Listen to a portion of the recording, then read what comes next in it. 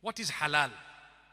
People say these people chant their magical slogans on the meat, so when we eat it, we want to be Muslims. That is the most foolish statement I've ever heard.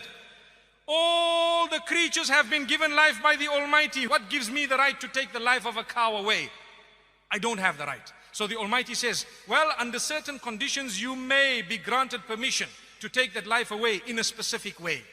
So I am not allowed to destroy the creatures of the Almighty for no purpose.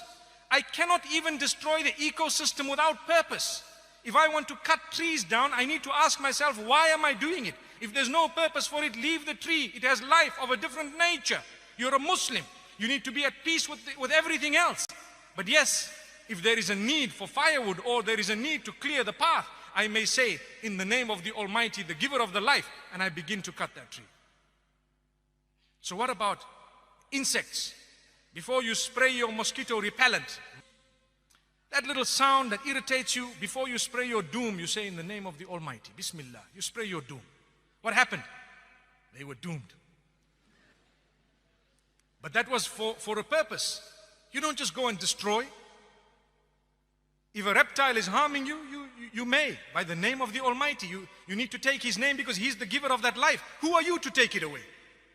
So when it comes to the animals, there are certain animals that are permissible to eat. You cannot just be barbaric. The way you have treated the animal from the point of its birth to the point of its slaughter is extremely important. You need to be completely humane even with animals. You need to treat them, give them that life that they deserve, feed them properly, give them that air and the space. If you were to look at abattoirs that belong to non-Muslims, they are very barbarically run. To be honest with you, I've visited, I've seen, we are so shocked, nauseating. And people say, yeah, you guys are doing something that's very barbaric. Oh, come and see, we'll show you how it's done, come.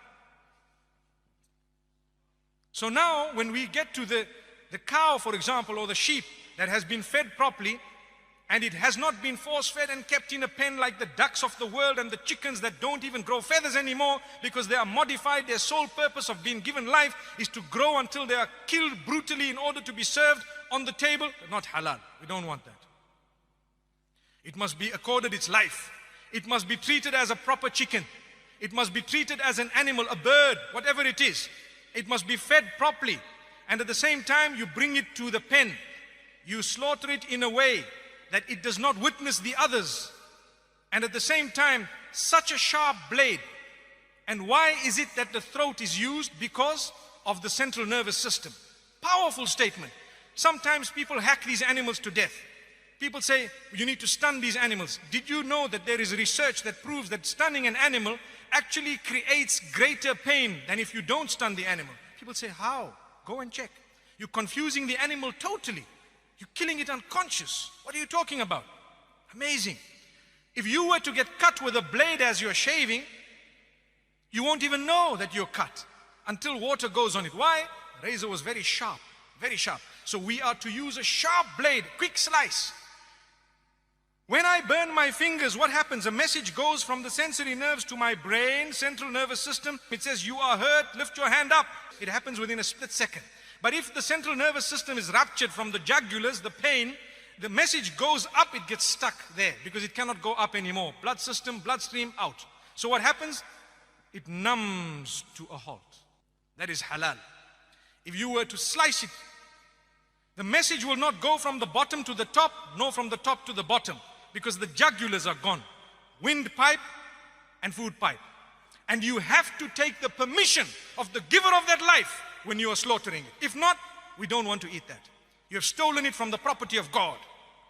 Allahu Akbar. How can you just cut an animal? Who are you to take that life away? You need to say, in the name of the giver of the life here, I'm taking this by your permission. Such a humane way, beautiful. That is termed halal. You are taking the life away. And this is the original system of the Jews and the Christians. It is the original system that was taught by all the messengers. Islam adopts it quite strictly, and so does Judaism. And I'd like to think Judaism adopts it even more strictly. Go and study, you will find it. Same system. So why do people pick on halal?